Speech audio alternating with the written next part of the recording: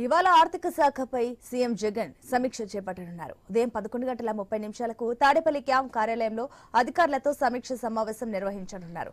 Budget సమావేశాల నేపథ్యంలో సమీక్షకు ప్రాధాన్యత సంతరించుకుంది.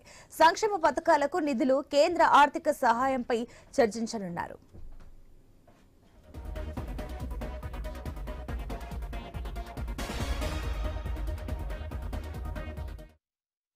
ఇవాళ ఆర్థిక శాఖపై సీఎం జగన్ సమీక్ష చేపట్టనున్నారు. ఉదయం 11:30 తాడేపల్లి క్యాంప్ కార్యాలయంలో అధికారులతో సమీక్ష సమావేశం నిర్వహించనున్నారు.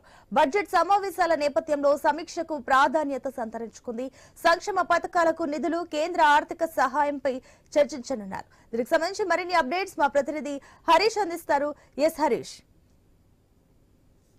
ఈ రోజు అత్యంత కీలకమైనటువంటి ఆర్థిక శాఖ పైన ముఖ్యమంత్రి జగన్మోహన్ రెడ్డి సమావేశం నిర్వహించబోతున్నారు. అధికార యంత్రాంగంతో వచ్చేటువంటి ఎన్నికల నేపథ్యంలో ఈ ఆర్థిక సమావేశం ఒక రకంగా కీలకంగా మారిందని చెప్పుకోవాలి. ప్రధానంగా ఇప్పటికే ఏపీ లోటు బడ్జెట్ తో పాటుగా అప్పులకు సంబంధించినటువంటి అంశాలపైన తీవ్ర విమర్శలు ఎదుర్కొంటున్నటువంటి నేపథ్యంలో సంక్షేమ పథకాలకు సంబంధించినటువంటి నిధుల విడుదలకు సంబంధించినటువంటి వ్యవహారం తీవ్ర స్థాయిలో రాజకీయ పరమైనటువంటి దుమారాన్ని రాజేస్తున్నప్పటికీ ప్రభుత్వం ఈ వ్యవహారం లేదని కూడా స్పష్టం చేసింది.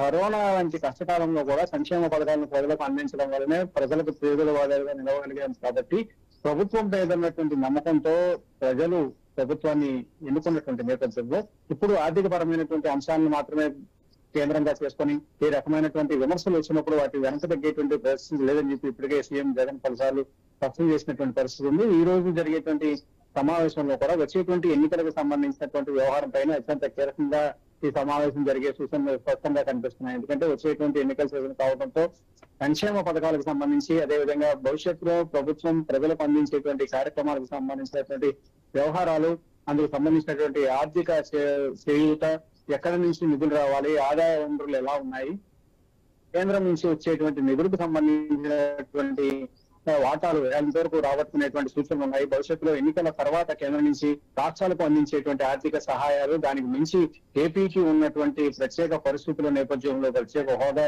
లేకుండా పోయింది.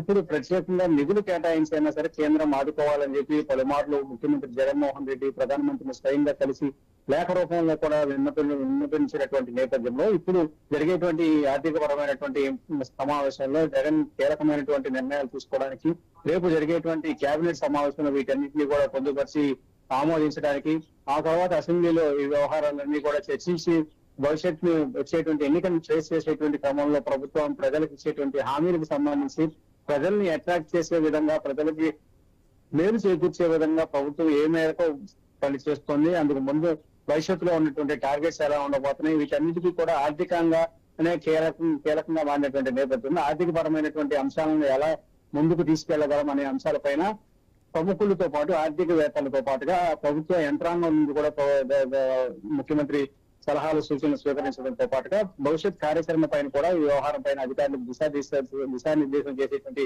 అవకాశాలు ఉన్నాయని చెప్పి కూడా సీఎం క్యాంప్ కార్యాలయం వర్గాలు చెబుతున్నాయి. Right Harish, thank you.